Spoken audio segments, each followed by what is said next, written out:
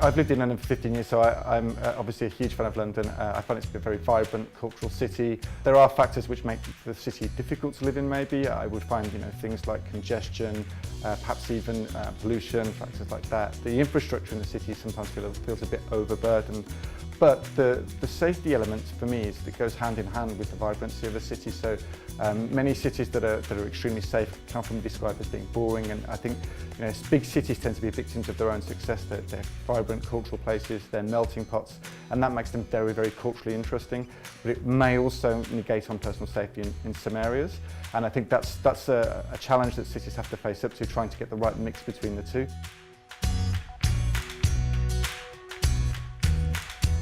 You lived in Paris for 10 years before you came to London. Do you feel that there's a big difference between London and Paris? What has always struck me is the relatively high levels of both petty and violent crime. So it's not uncommon, especially for a woman, to kind of be bothered on the streets, including in nice areas of Paris, in central Paris. I think part of that may be due to a culture of impunity. Very few of these petty crimes are prosecuted, but it's something I just haven't found in London.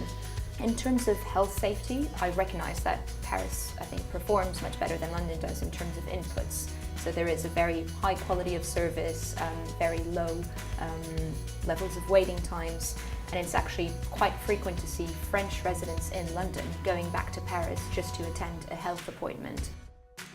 Generally, it seems that European cities such as Paris, Brussels or Madrid don't fare as well as North American cities in the index. Why is that? This index has brought into play factors like digital safety, and I think that in North America, especially places like San Francisco, Los Angeles, digital safety is obviously much stronger. There's obviously much more investment in the digital infrastructure to make safety more of a consideration, and people are much more aware of it. They're much more connected in these places, in these hubs. In Europe, maybe there's a bit of catch-up going on. One of the indices you've worked on at the EIU looks at the cost of living in cities across the world, which is often useful for employers looking to relocate staff overseas. To what extent would you say the safety of a city is important when making that decision to relocate staff? I think safety is actually a vital consideration. I run two indices. One of them is also looks at livability, where personal safety or stability is also a consideration, and especially for things like attracting talent or setting hardship level pay, or just what a city has to offer a person. Personal safety is a core component. Personal safety is also something that you build other indicators on. So if a city is stable and safe, then it's much more likely to attract cultural activities. It's much more likely to support strong infrastructure. It's the bottom building block on a lot of other things which make a city good. I was born and raised in New York, and I think overall it's a very safe city, but having lived abroad for a bit, it still has this reputation for not being very safe.